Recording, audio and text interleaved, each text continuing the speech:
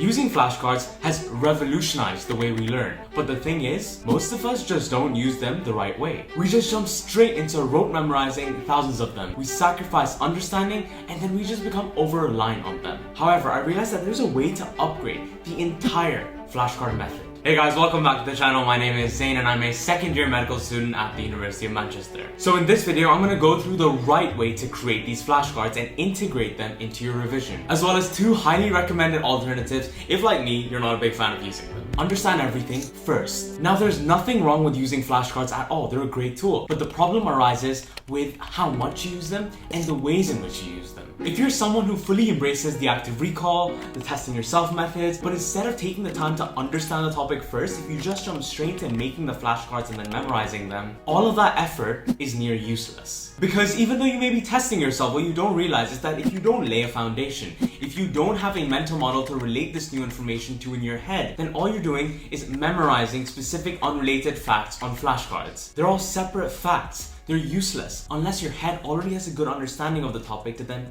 link them together. So the first thing I'd say is to first gain that holistic understanding. Only then use the flashcards to solidify and then make it stick. The right way to create flashcards. At one point in school, I had over 3,000 Anki and Quizlet flashcards combined, and it was such a stupid nightmare to get through them. And to be honest, I just gave up on them after a few days because they weren't even that good. So let's try and create them the right way to make them good quality. And the first tip I have is to create fewer flashcards. Instead of making them for everything, you need to remember the reason that you're making these flashcards. It's to test yourself on the important information, the things that the exam will be assessing you on. Nothing else. Honestly, that's why you try and build the foundation first and understand the topic so that you know what's important and what's needed, what's not needed, so that you don't overdo it. Second, always make the question specific, but change up the answer so that they suit your exams. Be smart. Don't just write out paragraphs for each flashcard because, to be honest, there's no real context for each of these paragraphs. And second, you really won't be bothered to do it properly then. This is very obvious to me, but if it's a multiple choice exam, then make your questions very specific and your answers one line extremely specific as well. If you're doing an essay-based exam, then divide your answer into the arguments and have a few key bullet points for each. I'll explain how you should actually use the flashcards in the next bit. Third, use images and diagrams. That's what flashcards are perfect for. Our brain prefers to remember imagery over words. If I say airplane, you're most likely going to be thinking of this, not the words airplane. And with digital flashcards, it's so easy to just screenshot diagrams off Google, put them on your flashcard, and then do the image occlusion thing for each of the labels. And my final tip is to not create the flashcards at all. Try and stick to pre-made decks. It's a very time-consuming activity to make them from scratch. Not because of the questions part,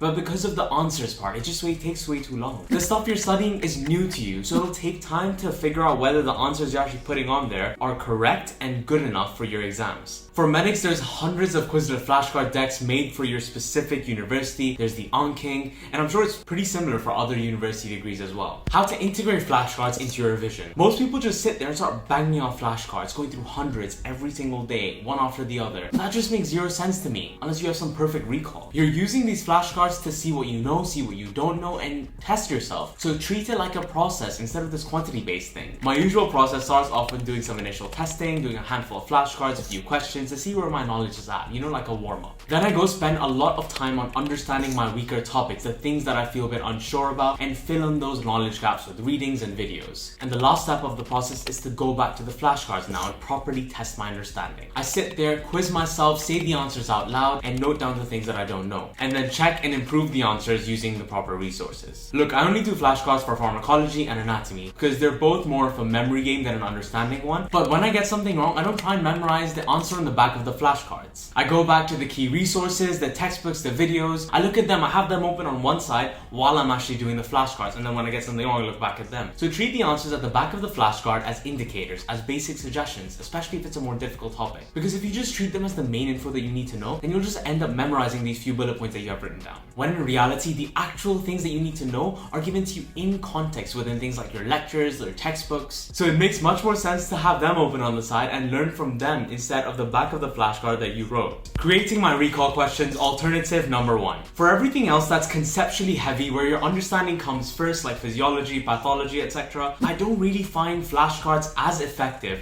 as creating questions. And all I do is I convert all the information that I have to read and understand into simple questions on a Word doc. That's all it is, and I do have a detailed video on this, but it's the main thing that I do when I go through information. And unlike flashcards, it's much easier to go through information the first time round and make these questions. Because you don't have to mess around with making long answers. It's just questions. It takes very little time and honestly very little understanding as well. The best part is that you're not confined to looking at those 2 to 3 line answers at the back of your flashcard. Instead, you attempt the question, give it your best effort, and then go back to the key resources like the textbooks and look at your answer, the thing you got wrong, in context. My advice with this too would be also to limit the amount of questions you make per lecture. It's the same as flashcards. Having that huge amount of them will end up being demotivating and you may not want to end up doing them. So look at the learning objectives of the lesson, the important topics, what the exam is focusing on, and then focus on making questions for that. The spreadsheet method was the main thing I used back in IB A-level biology, and it's one of the only reasons that I did as well as I did. The TLDR of the method is that the first column contains a list of all the past paper questions, and then the second column contains a list of all of their corresponding mark scheme answers. The way I'd use it is I try and hide each of the answers for the questions that I want to attempt, and then try to recall the answers for each of these questions one by one. This was the thing that I was doing to test myself back then. Again, there's already a detailed video on this, and if you want a copy of the bio spreadsheet, email me here and I'll give it to you for free. The main reason I preferred this over flashcards is because all of the questions are clear and right in front of you. It's so easy to see how many there are per topic. You can easily jump to a topic sheet, hide the answers in black, and start practicing. Whereas with flashcards in my head, there's just this unknown amount of them in this app that are all randomized. It's a lot harder to focus on a specific topic and you kind of have to go through all of them. And the second reason for me was that using the spreadsheet just genuinely took less effort. It just takes less time and energy to get through the questions of a topic than it does with flashcards. With flashcards, an app is just showing me the things that I have to learn that day. But with the Google Sheets, I'm actively choosing the topics that I feel weak in, that I want to be assessed on. I can go from subtopic to topic knowing exactly which weaknesses I'm addressing, which I'm ignoring. Like, it's all color coded and I can visually see which specific question is red, which is orange, which is green. So if I have a spare 15 minutes one day, I can immediately jump to my phone and go through the red questions on that specific topic sheet, rather than go in the app and then hope that the app will provide me the right questions that I have to learn. Again, flashcards are an excellent tool that allow you to accomplish pretty much the same thing as the methods I've mentioned. You just have to make them the right way and then have a process with using them rather than treating them as this grind to get like 500 done a day. But if you'd like to learn more about either of the alternative methods I've mentioned, then check these videos out.